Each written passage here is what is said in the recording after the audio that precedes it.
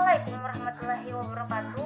Perkenalkan, nama saya Walmisna, Stambuk B1A1-21201, jurusan Ilmu Ekonomi dan Studi Pembangunan, Fakultas Ekonomi dan Bisnis, Universitas Haluoleo. Saya akan menjelaskan PPT yang telah saya buat sebelumnya.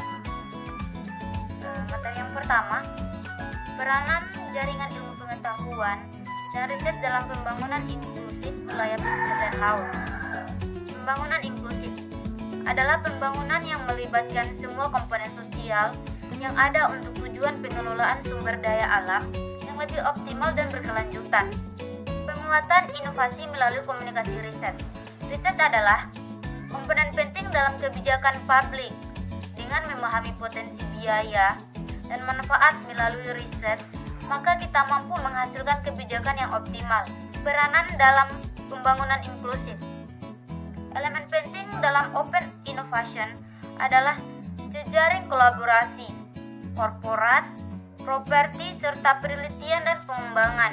Setelah menjelaskan perhatian-perhatian bagi Indonesia dalam kerangka keamanan maritim, tentukan dimensi-dimensi tersebut dibungkus dalam cakupan strategi maritim jangka panjang untuk menerjemahkan pertanyaan bagaimana persoalan-persoalan kelautan dalam bingkai isu kemaritiman. Aktivitas militer di laut. Penguatan angkatan laut dan penjaga pantai menjadi penting. Saat ini, penguatan tidak hanya mengenai kuantitas militer, tetapi juga kapabilitas militer dibarengi dengan teknologi perangkat, persenjataan, dan peralatan.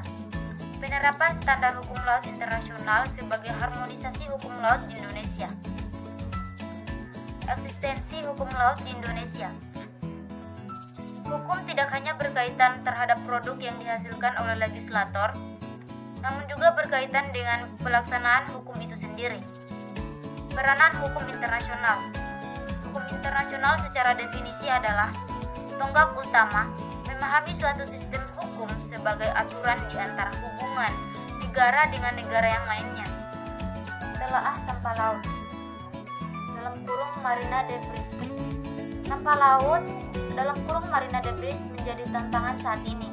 Di masa mendatang, sampah laut menjadi salah satu aspek pendukung dalam bidang kemaritiman. Kekuatan kemaritiman juga terletak pada kondisi laut sebagai salah satu tatanan dalam ketahanan laut. Jika laut sehat, maka merupakan keuntungan dalam pengelolaan. Kemaritiman juga terletak pada kondisi laut sebagai salah satu tatanan dalam ketahanan laut. Jika laut sehat, maka merupakan keuntungan dalam pengelolaan laut yang mandiri.